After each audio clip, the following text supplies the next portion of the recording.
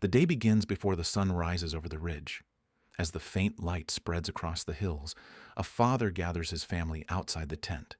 He faces east, not to worship the sun as other nations did, but to greet the one who made it. His voice rises, rough from sleep.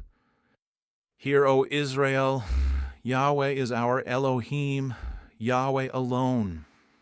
The children repeat the words of the Shema, first taught by Moses and now spoken by heart. Bread is broken with a blessing, and the family moves into the day's tasks. This is not just a ritual added to life.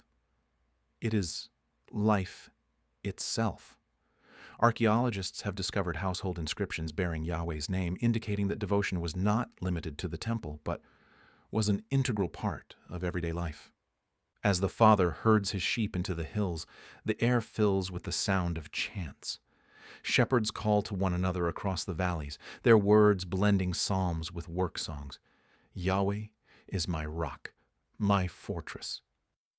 Meanwhile, the mother grinds grain at the hearth, her steady rhythm accompanied by whispered prayers. Hebrew meditation was never silent abstraction. The word Haggah means to murmur, to growl, to chew.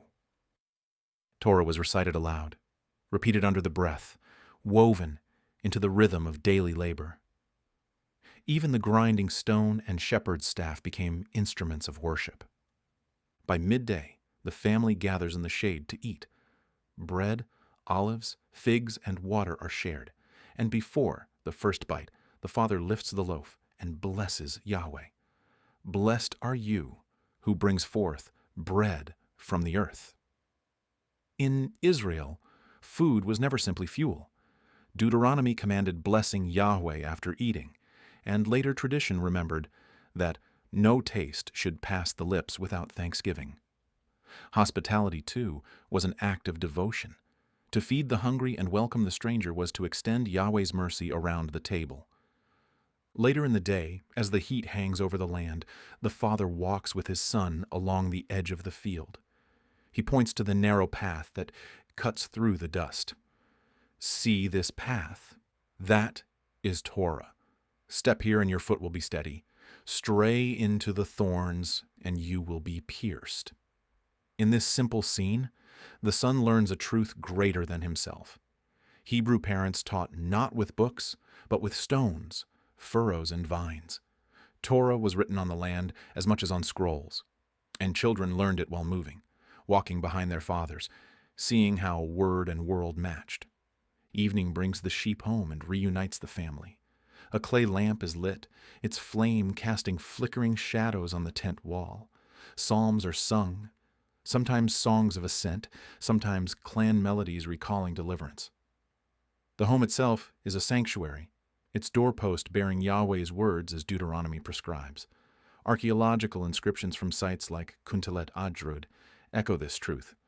Phrases such as, Yahweh bless you and keep you, scratched into plaster and potsherds, testifying that his name was invoked in households of all sizes. When the fire burns low and the stars spill across the sky, the father lies awake on his mat. He whispers his confessions, recalling the day's missteps. Hebrew sin was not just an abstract guilt, but a missed step, a breach of the path.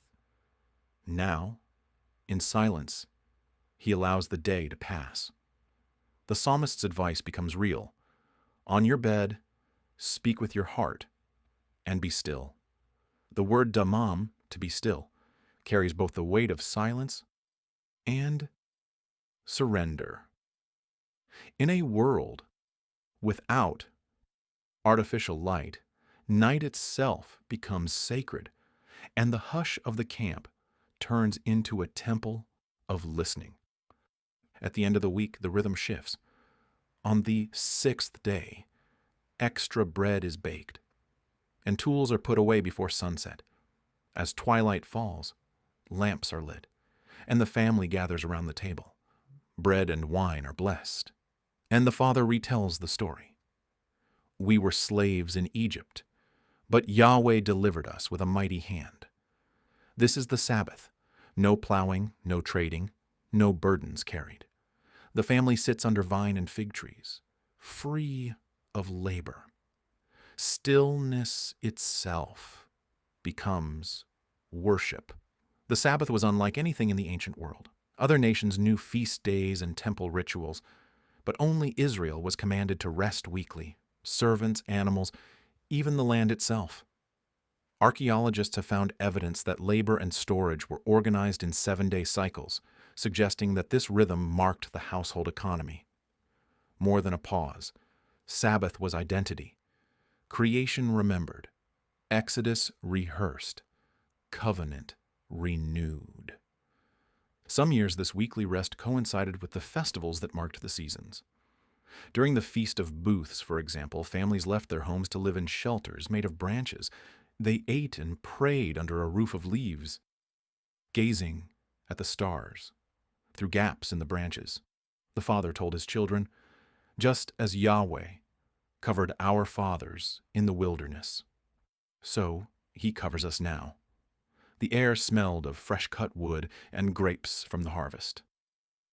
Neighbors gathered, singing psalms of joy, waving branches and dancing together. The harvest was celebrated not with private indulgence, but with public gratitude. Archaeology confirms that such harvest feasts were connected to the wine and olive seasons. The Psalms of Ascent, sung by pilgrims to Jerusalem, may echo the very songs these villagers sang in their booths. Across the span of a week and through the turn of the year, we observe how faithful Hebrews lived. Each sunrise began with Yahweh's name. Each meal was received as his gift. Each path was walked as Torah's teaching. Each Sabbath was regarded as his sanctuary in time, and each festival was a reliving of his salvation. Their worship was not separate from life. Life itself was worship, plowing, eating, resting, confessing, feasting.